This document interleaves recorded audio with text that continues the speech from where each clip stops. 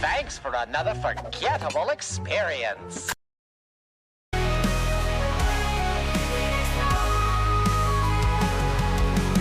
Ladies, now it's showtime. Let's show them we can rise from ash. Jade, Lavender, and Scarlet, Phoenix power. Together we will rise. They tried to burn us, we glow like a flower. They didn't know we had a Phoenix's power. Phoenix power. What's up, everybody? It's your girl Jade Phoenix here. We are back. We gave you an unforgettable experience of chaos with our last episode, but we're back with even more chaos and craziness and buffoonery in this episode. But you will not know. You'll not know any of that until you subscribe to our podcast on every single listening platform that you have out there. But we especially love you guys on Spotify. So try to give us a follow on there and you will be updated on every single brand new episode every single time we post one. But I'm not alone. I'm not alone.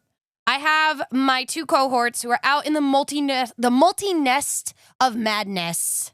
They're out there, but we have our Crimson who's down in New Jersey. Say hi, Crimson. Hey, how's it going, everyone? And Hi, then, Crimson. and then obviously we have Lavender too. It all started when I was born.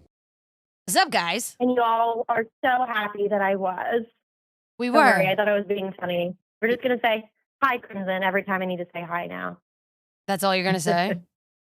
That's all I'm going to say. Hi, Crimson. Okay. Hi has now become hi, Crimson. Sure. If that's how you Drives want it everyone crazy with that opening. to. We have a new Lavender hyperfixation, gentlemen and ladies and babies and gabies. I blame you, Crimson. Why? I do. Emotional, damn it! I just blame you. It's easiest to blame you because you are the only male presenting person on this podcast. Okay. And how could you not say the joke when Jade said, say hi, Crimson? How could you not say hi, Crimson back? That's why it's now in my head. The perfect Honestly, joke. The perfect that outlet. probably was a Right missed there. opportunity, but yeah. Fuck your Exactly. life! Bing bang! We're so fucked. Come on now. What did he say? I Most mean, importantly, we are all happy to be here. we are in the multi-nest of madness, so I mean, it kind of is in the wheelhouse. Exactly. That's what I'm saying. A little bit. And it's there. There's nothing we could do about it. So, I mean, again, Crimson is your fault. Okay. Were you contemplating if, like the validity of my statement? Like the hell? Partially, yes. You done goofed. Sure. All right then. All right. So, what have you guys been up to since our last episode that ended in pure calamity and chaos? You know, nothing much, honestly. Just vibing, doing our best. We got to celebrate one of our favorite friends of the gate this past weekend. So that was very, very fun. We did. But otherwise, just sorting through the chaos that is, I still have 2 boxes to unpack, but because they're books and I want to have a perfect opportune moment to perfectly organize them, they're still sitting in boxes in my apartment. That's valid though. Yeah. That's valid.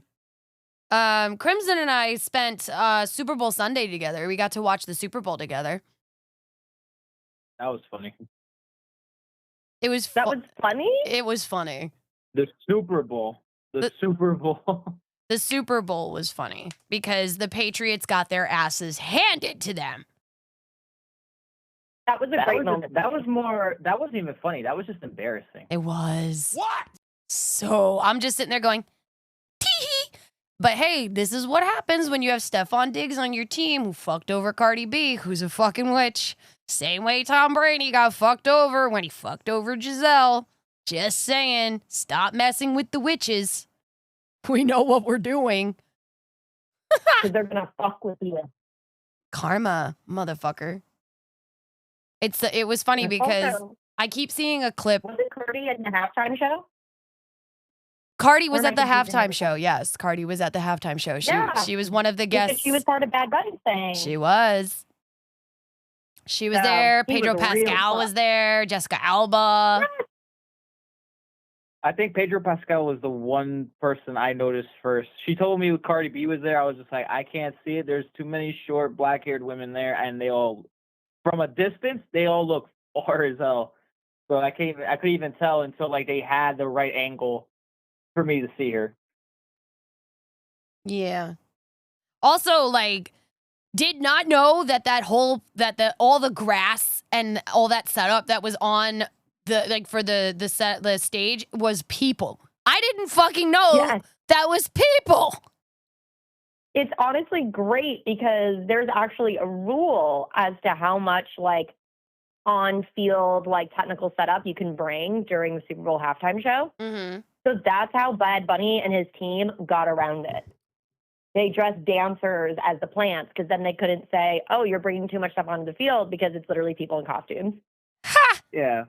I And it love makes it. sense, too, because it's Fun fact. understandable a little bit, because, like, you also got to take into consideration, like, yo, once the show's done, you guys got to go. Yeah, you gotta Like, rush. Yeah, get off the Yeah. field. Get off the field. But no, it was Are it we was good. also- Oh, yeah. What was really, really funny was, they were trying to have a whole nother halftime show playing on a completely separate, Oh my God. oh my God, that thing did so bad. No touchy. We don't touch that. Like 4% of halftime show views were on there. That's still a lot. It's still too much. Oh, no, 4% it still too is. many. It still is, but compared to what the actual halftime show was, Yeah. that was like, I think what it was like let me see here. I need to double check because I don't Double wanna- check your numbers because I'm gonna give you guys some fun things. So like a lot of people have been talking about the quote unquote answer to the Bad Bunny halftime show, and I was dying laughing because there was a user on TikTok that kept referring to Turning Point USA because they abbreviated obviously to TPUSA, and he kept calling it the T pussy, and I was just fucking dying. Just fucking dying. Because I will never refer to that as anything else as I will never call it Turning Point. I will never call it Turning Point USA. It's from now on it is T pussy. That is it. It is T pussy. T pussy Also, all the fucking way. So apparently on the Bad Bunny halftime show, Mm. it was just under 130 million people. Nice. And it actually set a record for Telemundo. Like It it was did. the most people on Yeah. like watching American, technically Spanish language channels, Yeah. watching the Super Bowl ever. Yeah, and I'm sure that's only including the television viewers. That's not counting the viewers that were Yeah. online through like YouTube Live or YouTube TV. So I'm sure that's only like the major networks that were airing the Super Bowl views. That's not counting everywhere else that you were able to watch it. And look, I might not know any of Bad Bunny's music, but on vibes I do. alone, I do love too. him. I Like do. on vibes alone, I just think he's like a wonderful human being. I've always liked him, and it made me so happy to see him in the halftime show. Dude, I've liked Bad And Bunny I think ever just since did he an was. incredible job. I love I've liked Bad Bunny since he was debuted at the Royal Rumble a few years back. Like that was my introduction to Bad Bunny. I had no idea who he was until the Royal Rumble a few years ago where he came in as a contestant. He had the whole fucking shit where he's wearing the chain and he had the fucking kendo sticks that I was laughing and calling it a huepa stick because it was all Puerto Rican flagged out. So That's amazing. You know, so dead ass, like that's how I was introduced to Bad Bunny. And then through that, I learned about his music. And I am not Puerto Rican. I am Irish Italian, but I can speak Spanish. I understand Spanish. And I understand all his music. I listen to it. I enjoy it. I fucking love it. And it's really catchy. So for me, that halftime show was great. I was just like, why are we playing a football game around a Bad Bunny concert? What's happening here? I remember Bad Bunny when he started like becoming like super popular. Okay. And that was like probably close to around, I want to say 2016, 10 years ago? 2018. It was like, yeah. Wow. He's been around for a while now because he started making SoundCloud music and stuff like that. I remember he did a couple singles on there. Oh, I'm not a SoundCloud and- person. I don't know.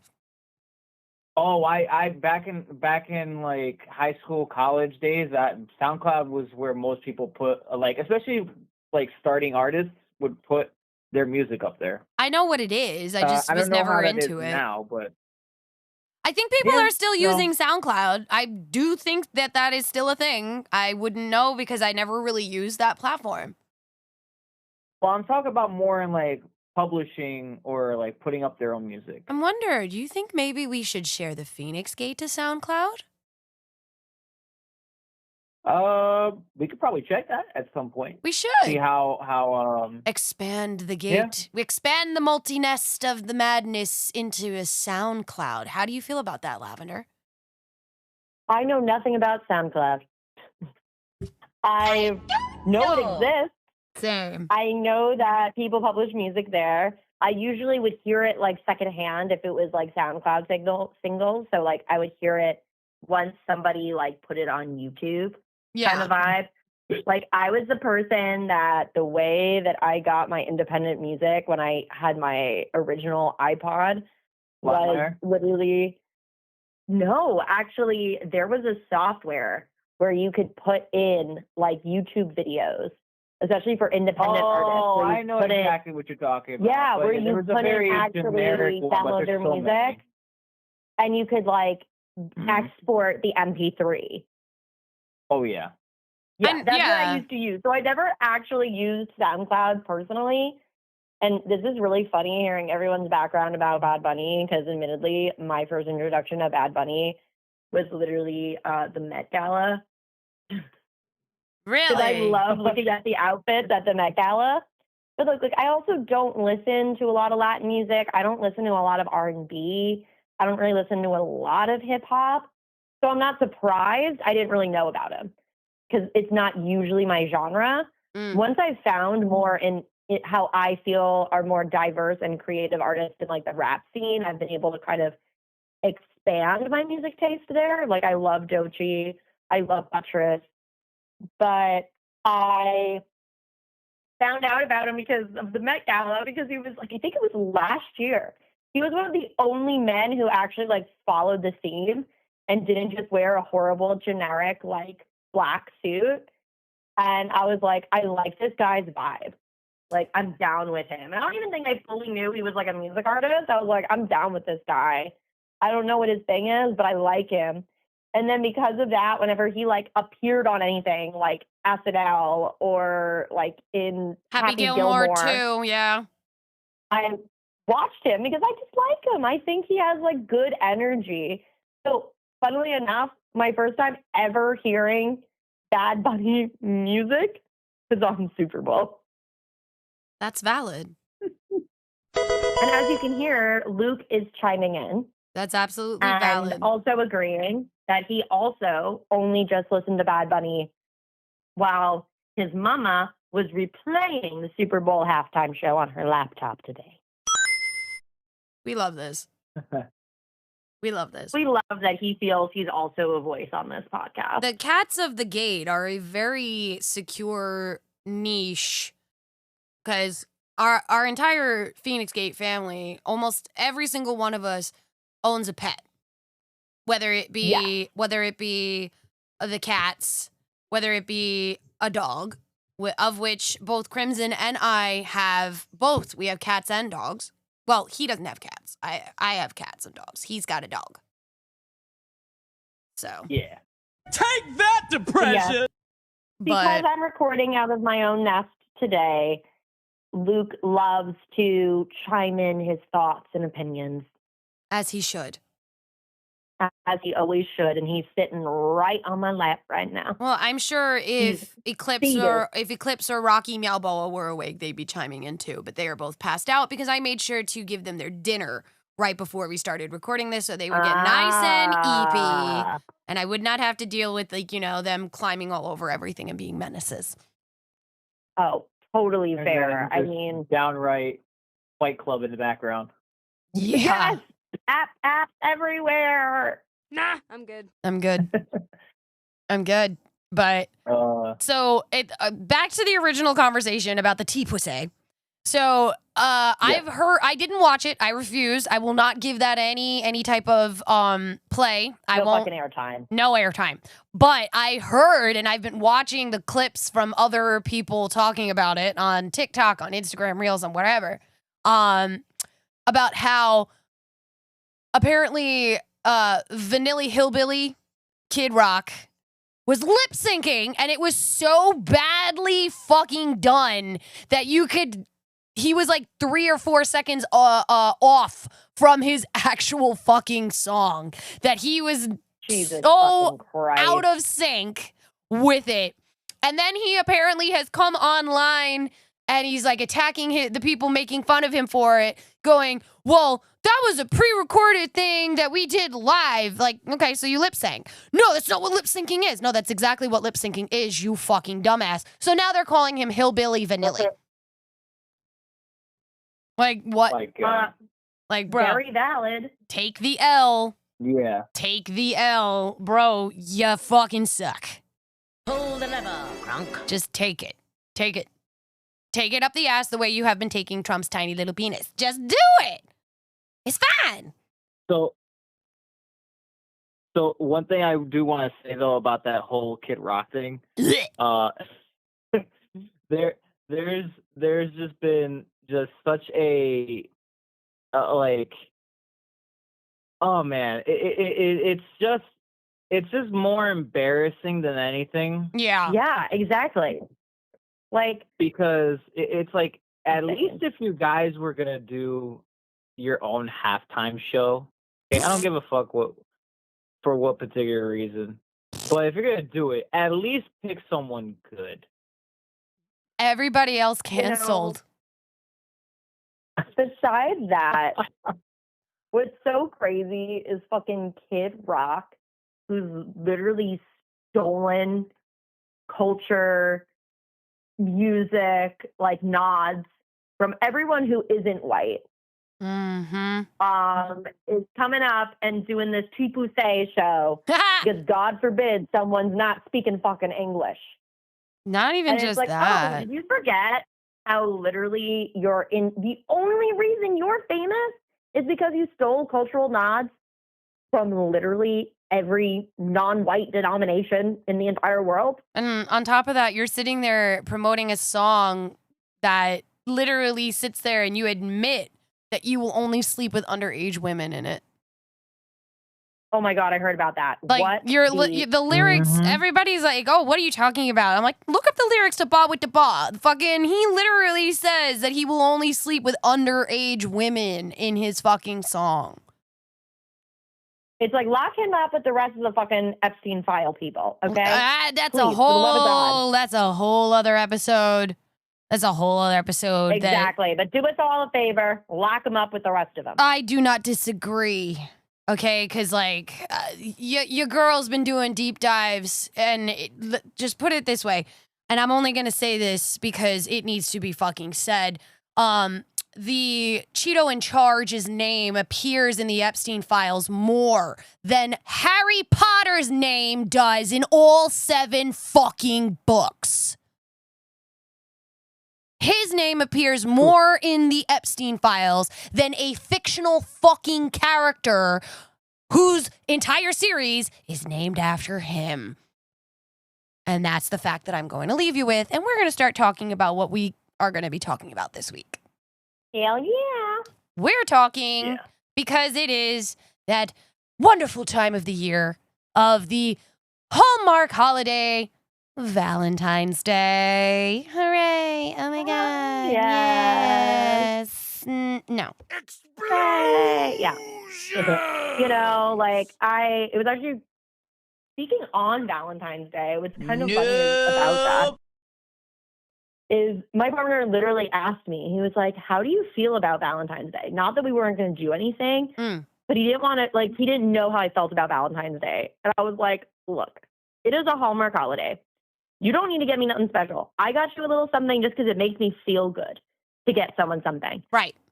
Valentine's Day or no Valentine's Day. I just like it because it's an excuse to give a little gift. Right. That's my love language too. As long as we spend time together, same.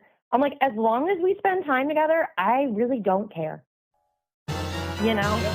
Like, I feel like we created all these things around Valentine's Day. And I think, like, talking as someone who's been a long time being single, like, it, honestly, I feel like it's made to just depress people and make them feel worse about things they can't control. And the thing, you're not wrong. It's crazy. You're not wrong because, like, so many things get advertised, like, you know, why are you not in a relationship? Why are you not getting engaged? Why are you not getting married? Why are you not this? Why are you not that? And if you're single on Valentine's Day, it just makes you feel worse. And unfortunately, Valentine's Day also happens to fall in the middle of February, which is in the middle of, like, some of the darkest weathers that we have.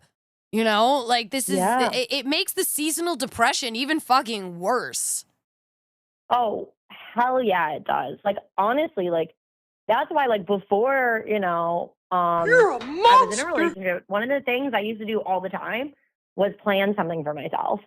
Because I was always, like, the single friend. And I shouldn't have, to be honest, I should have never put myself in the classification. I know that now as an older person.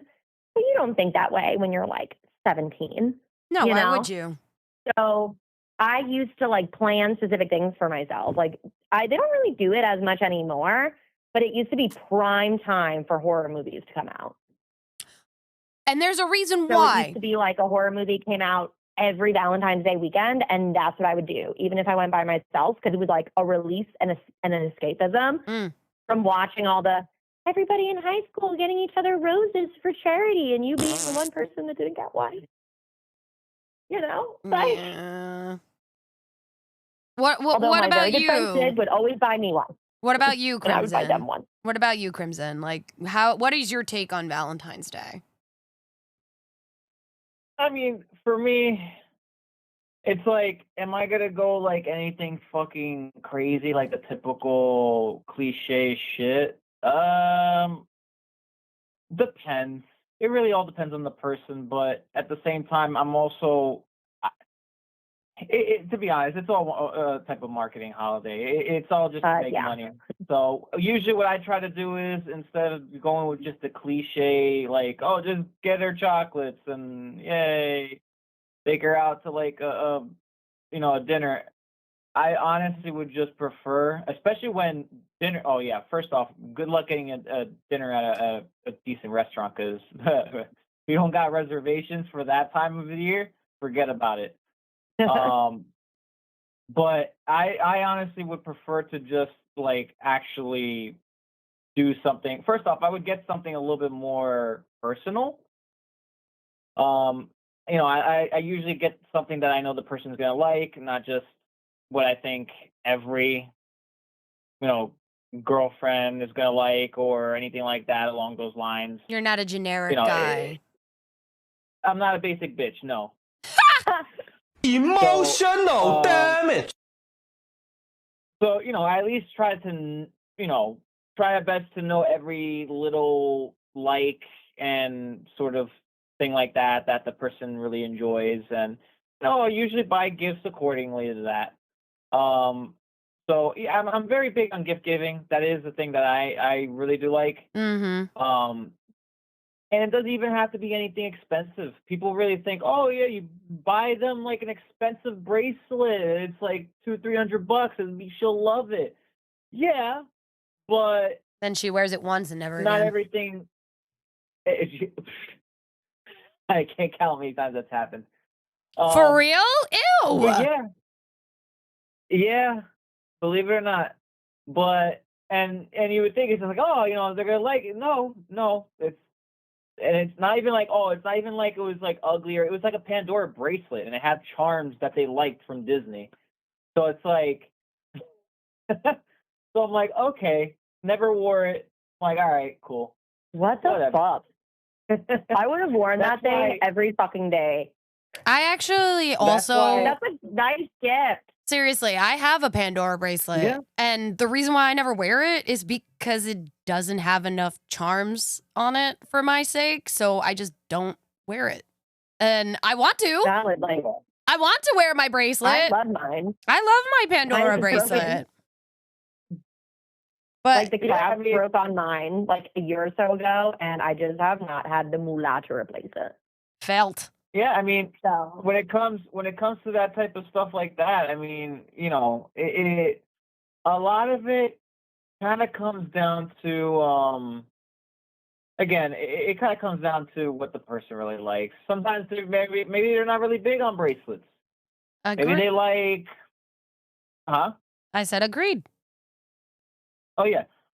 Maybe they're not crazy about bracelets. Maybe they're more into, I don't know. I'm trying to think off the top of my head here. Maybe they're more into mini terrariums or anything like that, like those little kind of artsy ones. Or maybe they're very big into fossils, or just anything I can possibly think of that the person would like. Valentine's Day, a lot of people very much misunderstand that Valentine's Day apparently has to always be something with hearts and roses and this.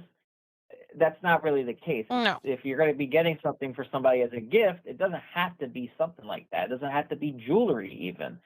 It could just be something as simple as something that they really do like, and you can just get it for them as a gift, and that works just as well, if not even better, because it's custom. Yeah. It's not something that's very cookie cutter that everybody else tends to get.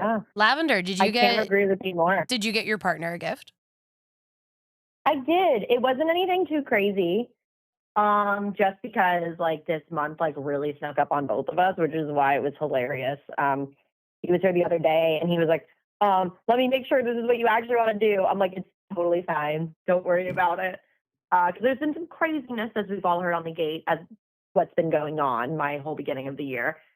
But I got them a nice little gift card to their favorite store, a card, and I actually made sure the card was like from a TV show. That was one of the first things we talked about when we first connected. Mm-hmm.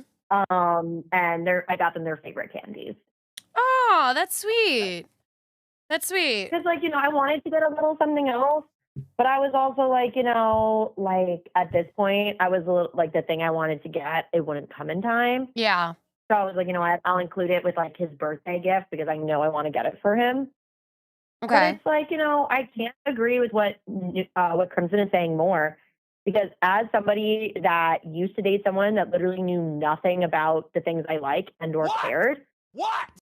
Like, yeah, maybe he bought me a gift, but it was literally like, he didn't know me at all. And when you do that, your partners notice. Just saying. Oh, yeah. Oh, it's the worst. It's the your absolute partners worst. notice when you know nothing about them, because it'll do nothing but be a blaring red flag. Yep. Yep.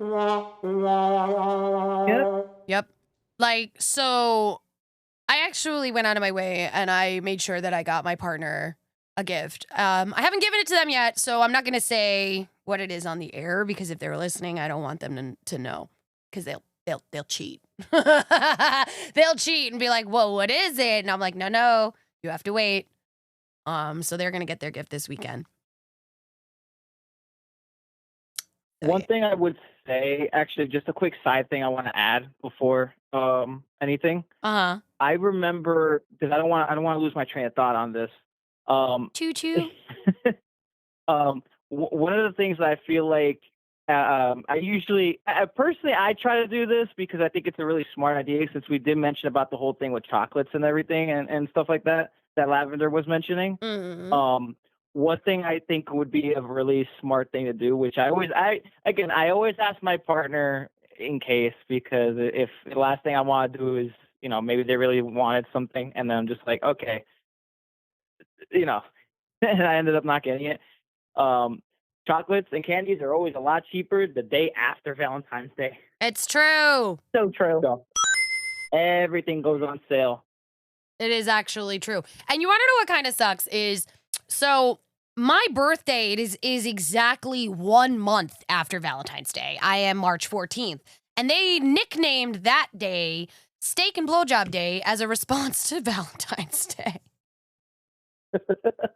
My God. So I started to, and it's also Pie Day because 3/14. Yes. So my whole joke to everybody is, okay, you want to give me the gift of a steak, a blowjob, and pie? I'm here for it. Let's go. Like, I will gladly take those as gifts for my birthday, considering.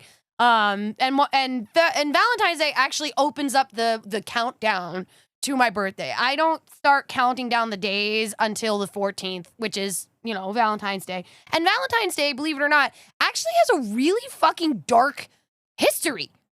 It really does. Like, everybody's like, oh, it's so cute. No, it actually, the modern day imagery of all these like candy hearts, romance, roses, all this shit is actually grounded in martyrdom, superstitions designed to conjure ghosts, fucking, and ancient fertility rituals. Like, that's what Valentine's Day used to be. Yeah. Like, okay, let's start it off with this, where everybody who does any type of deep dive into Valentine's Day, and I know that The Gate has done several episodes on Valentine's Day in the past. If you guys want to go check out our catalog, everything's there on Spotify and all listening platforms. But the roots of Valentine's Day are actually from an ancient Roman festival called Lupercalia. And this is what was not just a single day festival. It was a 3-day festival where it would usually go from February 13th through the 15th. And it was not a fucking romantic thing. It was brutal, chaotic, which we love here at The Gate, fertility fucking ritual. Guys, have you ever heard of Lupercalia? Have either of you heard of it? No, never. Vaguely for me. I don't remember all the details though for it. Okay, so I'll give you a little bit of history of Lupercalia, since neither of you have heard of it. So basically, a ton of shit would happen in this 3-day festival. They would have the actual ritual itself, and the priest, the Luperci, would sacrifice goats and a dog at the Lupercal Cave on Palatine Hill, the supposed location where Romulus and Remus were nursed by a she-wolf. Now, anybody who knows anything about Roman history, Romulus and Remus were the founders of Rome and the Roman Empire.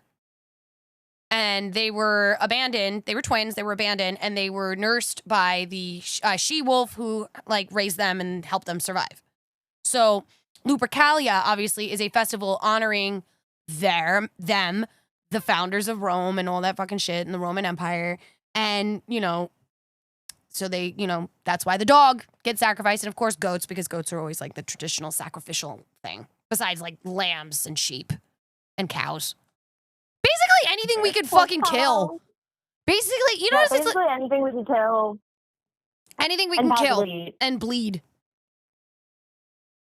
Yeah, pretty much. Yeah. So there were a couple of things that would happen during Lupercalia. One of it was known as the lashing, where men would take the strips of the goat's hides and they would fashion them into thongs and run absolutely butt-ass naked throughout the city, whipping any of the women with the goat's hide who approached them. And women would often welcome this from happening, believing it guaranteed fertility and easy childbirth. They're whipping them with thongs? They would take thongs, long lines of the goat's hides that were sacrificed. Think shoelaces. Thongs, like the underwear. No. They were doing this completely butt-ass naked, hun. Think shoelaces. Oh. Think getting hit with a shoelace. Okay, I see. Yeah, I'm getting the picture. You're picking it up? In my brain. Picking it up? Picking it up. Picking That's up the right, signal. buddy. Doesn't sound fun. Not for me. Picking up what you're putting down, yeah. There we go. But women would actually welcome being whipped because obviously they believed it helped with childbirth and actually getting pregnant. So, Yeah. if I see anybody coming at me trying to whip me with a string, get away from me. Yeah, somebody would be losing hands. Yeah, no. No, thank you. No, thank you. Another thing was known as the sexual lottery. Now, this is according to lore, so we don't know how truthful this is, where Okay. young women would place their names into a jar, and men would draw them to determine their sexual partner for the duration of the festival. So, Wait a minute. I just realized something. what? This sounds sort of eerily familiar to a certain book series that we love. Was this the inspiration for that? Yes. Okay. Because I was going to be like, I don't think it was called Lupercalia, but like, I remember they had that like night of lust and they would go like absolutely nutty bananas. Yep. But We love you, Sarah J. Maas. we do. But yes, that is Right. ancient fertility rituals did hinge. One of the big things was just orgies. Like orgies and sex, because the ancient people believed, and many people to this day still believe, that sexual energy and magic revives the earth. Huh. You guys didn't Okay. know I that? mean, like, I didn't know No. that, but it makes sense generally as a string. If we're looking at like we're all connected to each other emotionally and spiritually and to the earth, it makes sense that sexual activity and connection through sexual activity would relate back to that. Of course. Of course. Huh. But for me, burn all the babies! I'm good. No, valid. Like, listen, kids are not for me. Not for me. Valid. And I Like, feel like more people need to understand that they're not for everyone. they're not. Like, I feel like you need to be a very special person to be a parent. Yeah. And there's nothing wrong with that. No, there is absolutely nothing wrong with that. And I fully support it. But these ancient rituals that were done in these ancient societies are in our soul DNA. They are in our ancient memory. We remember them. Like, okay, Crimson, does Portugal do anything crazy? Like ancient style, like just to acknowledge their ancient heritage or anything like that?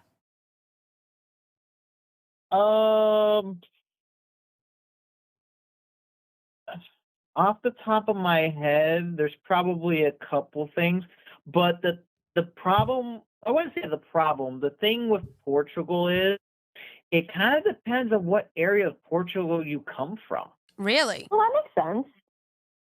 Yeah, there's, I mean, I'm pretty sure, I'm positive, like, if we're talking about like cultural holidays and stuff like that, Christmas is obviously, it's one of those things that obviously it's there. Now, if I have to think, if Valentine's Day, I actually don't remember hearing much about Valentine's Day. Not saying that they don't celebrate it. I would have to double check that, honestly, because I've never, I've never heard any family member talking about it ever before. Mm-hmm. But in terms of like culture wise, like, yeah, it kind of really just depends on what part of Portugal you're from, because it's like some I guess I guess you could call them like villages or small towns and stuff like that. And we're talking about, like, when I say like a village, I'm not saying like, something with like 4 or 5 huts or something. Like, no, I'm talking about like it's an actual, Like it's a an actual, town. it's like a small, Like a borough? I can't even call it a town, Like a borough? because it's such a small. No, it's probably too small to even be called a borough either. So it's just like a neighborhood. You could call it that, yeah. Honestly, that's probably the best description I can give it because the way, and I'm going to use my grandparents' place where they're from as an example for my mom's side. For them, they live in the mountain areas of Serra da Estrela, which, if for many people who don't know, that is the mountain that stretches the highest in Portugal. Cute. And the towns there, they're kind of like split up into sections. Towns slash villages. I call them villages because for it to be even classified as a town, there's no way where my grandparents live that's a town. No, I refuse to accept it. It's too small. Um, but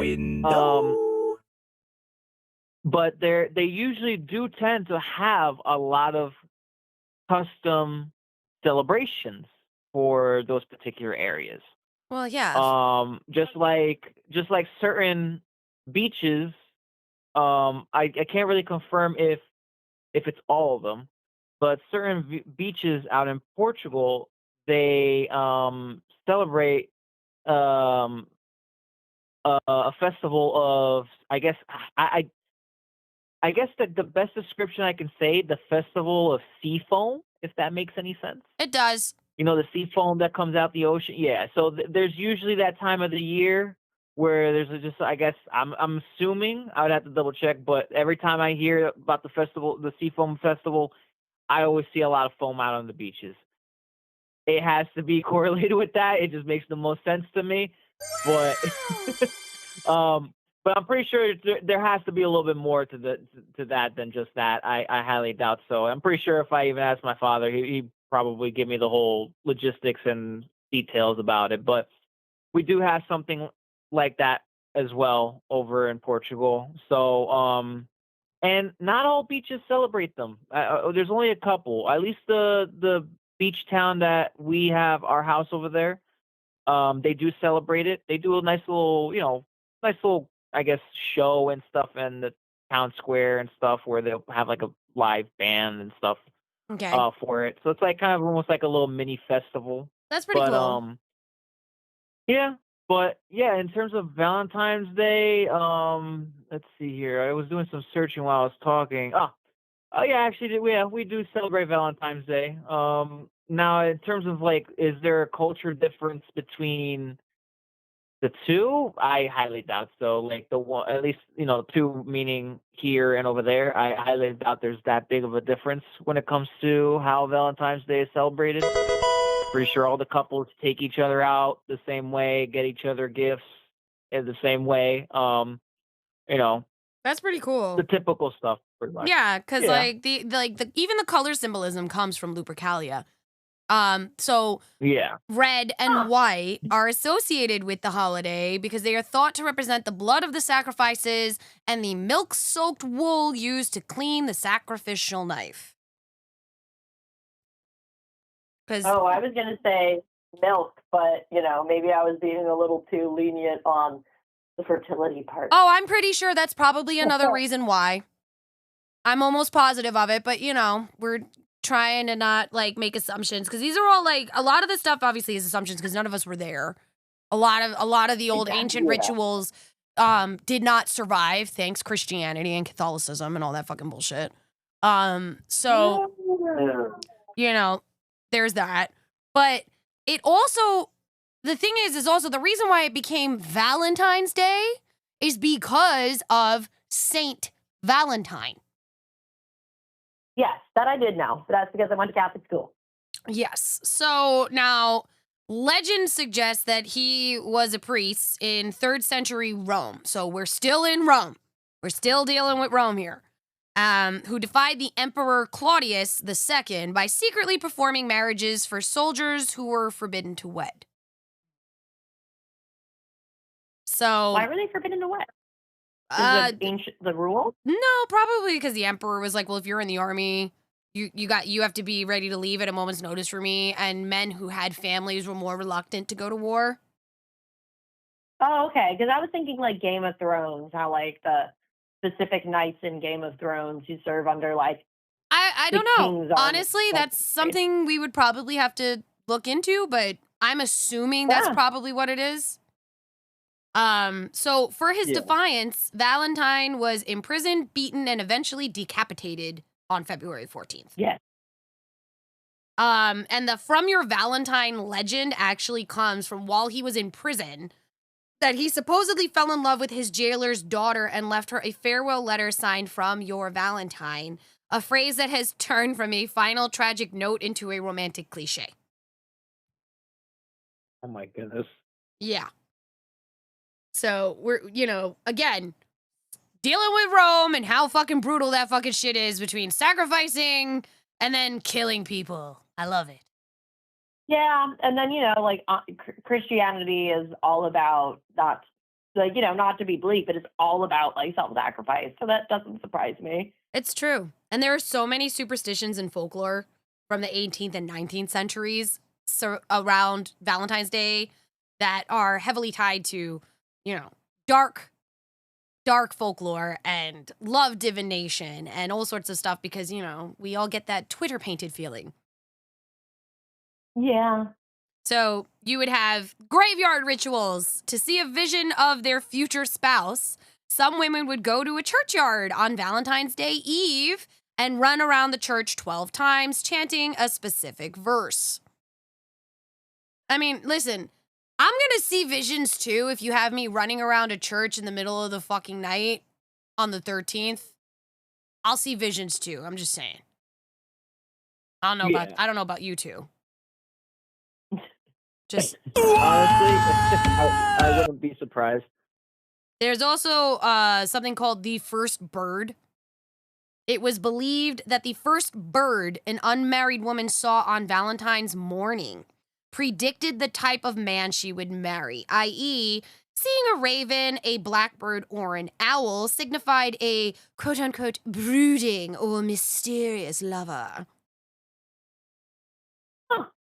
Yeah. Huh. Right? Now, I wouldn't even know what bird was which, right? besides maybe an owl. Who knows? Maybe birds were predicting my love life forever. And I had no idea because I didn't know what kind of birds they were. Maybe, but then, I don't know, like, did you see a bunch of pigeons last year? Before you met your partner? I live near a lot of pigeons. Okay? There are pigeon colonies on the top of this building. We love pigeons, though. We do love pigeons. And supposedly Yeah.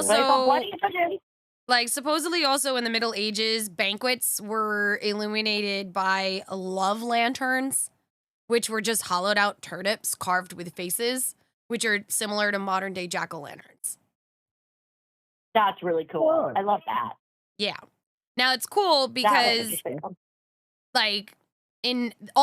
again, still in the 19th century here, kids, not all Valentine's Day was meant to be romantic. Have you ever heard of a vinegar Valentine? No. Okay. No. So the vinegar Valentines were super popular back in the 19th century. They were anonymous, nasty, and very cruel cards that were sent to insult unwanted suitors, enemies, or people with flaws. And they would always feature grotesque caricatures and very harsh rhymes. Oh. My middle school bully must have taken a little page out of that book. Oh my God. Probably received more of those than real Valentines. Ew. Explosion! That was actually that was one of my biggest pet peeves about Valentine's Day, especially at a Catholic school for K through 8. No. They're Luke, they made you give out Valentine's Day cards, the little ones that you get from the drugstore. Yeah, we had that in grade school, in elementary school. And I just had one, my main bully one year because all of the male friends abandoned me once they realized all the girls didn't like me and they liked girls. So she wrote me a Valentine's Day note, supposedly from my old guy best friend. And I was so excited, and I waited out in the schoolyard just to be laughed at. Ugh. So be kind. And also, teach your kids to not be assholes on Valentine's Day, the non-popular kids, okay? Well, we can kind of blame like the shift from all this grisly shit to it being a more romanticized version. Basically, honestly, thanks to Shakespeare. I am waiting for the bomb to drop. Yeah. Oh my God. I'm so sorry, people of the nest, but I just saw the funniest shit. My cat discovered that his treats were on top of his new little litter cabinet, and he just poured all of his treats all over the floor. Oh no. So I am watching this little devious man reap the rewards of his bad behavior. However, I do love me some Shakespeare. Yep. So Shakespeare actually helped to make this more of a romantic holiday because obviously because Lupercalia is what started it all. We had a pope who was named Gelasius I, and he combined Lupercalia with Saint Valentine's Day to expel the pagan rituals. And it became more of a theatrical interpretation of what it had once been. And it's funny because it was a little more than a drunken revel, but Christians put their clothes back on, and that didn't stop it from being a day of fertility and love. And the Normans, around the same time as this was happening, would celebrate Galentine's Day. Galantin meant lover of women. And that was likely confused with Valentine's Day at some point because, obviously Valentine, Yeah. So, And as someone who does celebrate quite a few Valentine's Days, it does get a little lost in the sauce there that they used to be two separate things. It does. And what's cool about it is that, Shakespeare and Chaucer actually romanticized Valentine's Day in their works. It gained popularity throughout, obviously, Europe and Britain. And handmade paper cards became tokens du jour in the Middle Ages. Because obviously that was also a very precious resource back then. So to receive a piece of paper with written word on it was probably akin to receiving a diamond bracelet or something now. I love that because that's how I feel about letters. I love receiving a good letter. Yep. And it's cool because the Industrial Revolution actually ushered in factory-made cards in the 19th century because we're back in the 19th century, kids. And in 1913, Hallmark began mass-producing Valentine's Day cards. So since 1913, that is when it became a Hallmark holiday, literally. Okay. I love that we can pinpoint when it became a Hallmark holiday. 1913. I think it's one of those things that, and understandably, we're all like, oh, what a cheesy Hallmark holiday. When really, it wasn't a Hallmark holiday for most of its existence. You know what? In all honesty, I love the many different takes that we have on Valentine's Day now. In the Bronx Zoo lets you name a roach after your ex, and then those roaches get fed to different animals that eat bugs. Oh my God, yes, it's my favorite thing. I am obsessed with that, and they live stream it. They do. You can literally watch an animal eat a roach named after your ex, and if you pay a little extra money, donate a little extra money, they'll go ahead, live stream it, and read a note to your ex while the bug version of your ex is being eaten by this animal. Yep. You just start hearing, so such and such. Insert name. Fuck you. I don't think they would actually ever read that. I think there is some language probably rules, but I think that's one of the greatest things that's ever come out of just people democratizing the celebration. Honestly, if I did this, and I might eventually, my note would probably be, my greatest wish would be for thine to fornicate with thyself. Yes. Please, and for those who don't understand what she just said for them to go fuck themselves. Hey, and this is why we love Crimson. But yeah. Did any of you guys have any fun facts to add? I mean, I basically went through everything I researched today. Like, I don't know if it's real. It's obviously not a historical fact, but one of my favorite facts about my grandpa was Valentine's Day was his favorite holiday. And he used to like put on this very grumpy demeanor all the time, but he loved Valentine's Day so much. And like big 6-foot guy, right? And he used to, when we were growing up, drop off Valentines because this is my grandpa on my dad's side, to all of his grandkids every single year. And he specifically bought different things, different candy for every single kid. My grandmother would do that. So he used to buy me every year peanut butter cups, because those are my favorites. And he used to call me the hipster because I used to I was so into that mid-aughts, like beanies and scarves and like the whole thing. So he used to write to the hipster almost every year on a little Reese's peanut butter cup heart that he would give me for Valentine's Day that he would drop off at our houses every single year. That's And I think that's adorable. why I'm a big believer in it doesn't need to be a big thing.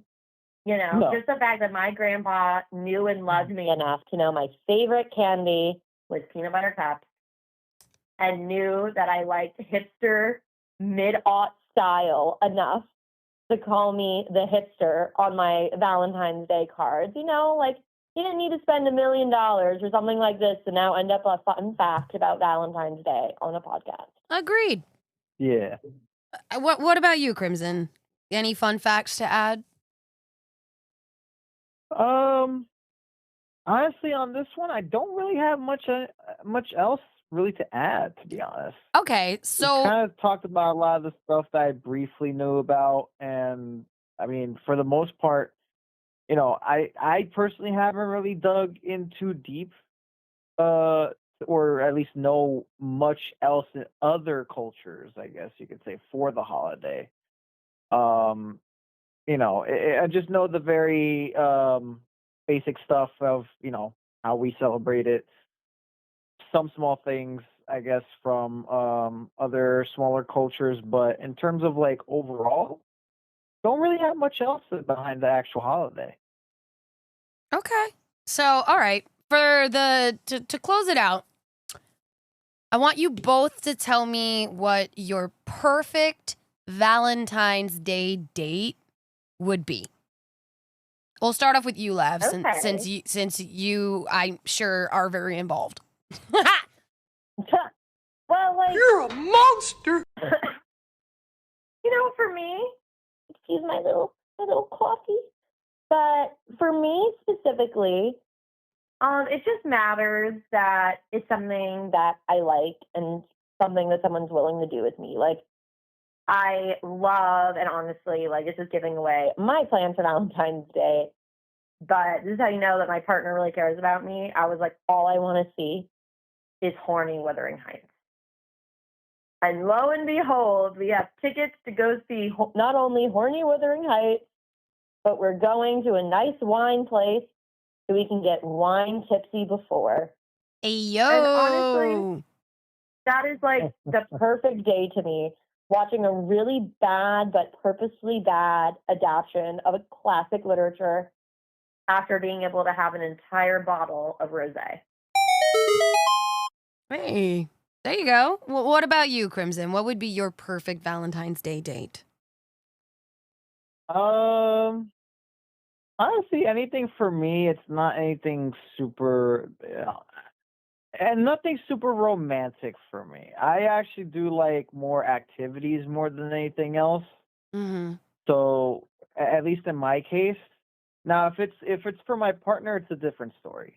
I do like doing romantic activities with my partner, but if it's say if it's something specific to what I personally like more, I'll go and be like, oh, let's hit up an arcade. I want to go to an arcade. I actually like going to arcades. I don't really go to them. I think I don't go to them as often as I usually would like to. One of the biggest things I've been trying to plan out, hopefully for this year, is to head out to one of the VR rooms, because the one that I usually like to go to personally actually came out with a new, I don't know if I would really call it like installment or a new chapter, I guess would be a better word to use, Mm-hmm. for the zombie game that they have, which is really, really fun. I've had a lot of fun with the first two. I know they already came out with the third, so yeah, I mean, that's kind of what I would be considered, at least for myself personally, what I would like for Valentine's Day as something to do. That's a Cool. lot of fun. That is a I lot of love fun. that idea. That is a lot of fun. Maybe Yeah. maybe if we can't do it for Valentine's Day, or just we can plan a Phoenix Gate date with all of the gate, Exactly. or hell, even your birthday. Exactly. Oh, yes. Yeah. Have a nice little be a lot Valentine's of Day fun. holdover for Crimson and Lavender's birthdays, who happen to be literally back to back. So Yeah. But just an idea. I think honestly, yeah, it is an idea. We could definitely, because I know at least for that VR room though, the one that I know is actually fairly close to me here. I think it's maybe about 20 minutes, maybe 15 minutes actually. Hmm. So it's actually a lot closer than the last time I went, because I was actually in a different town before I moved. We'll put a pin in that, and we'll revisit that to help make your dreams come true. Yeah. Because there's nothing more than the We love Phoenix Gate. granting wishes. Exactly, and there's nothing more than the Phoenix Gate would love to do than come to you guys live after experiencing this and giving the place a review on one of our social media platforms that you guys should be following. You can catch us on the Phoenix Gate, literally, same spelling, on every single social media platform. And being as we have been in talks, and we've been saying this for a very long time, we are going to be starting to go live. So you're going to have to catch us on one of those platforms, most likely Twitch or YouTube or even Instagram and TikTok Live, but we will be there. So give us Be square. the subscribings, because it's the only time you're going to know when we go live. Or a rating. Let us know what you think. Yeah. Yeah. Let us know what your favorite Valentine's Day plan is, or hell, what your favorite experience ever was, or God, if you had a bad experience, let us know. We love hearing all sorts of stories from our Phoenix Nation. Trust We me, love that. I already shared some Valentine's Day trauma on this episode. You So did. y'all should tune in. Let me know your fellow Valentine's Day trauma, please. Definitely. But on that note, we're going to go, because we have to go do our Valentine's Day shenanigans. So Yeah. everybody enjoy your Hallmark holiday, and stay tuned. Give us a like and a follow, and everybody say bye. Bye. Yeah. Bye.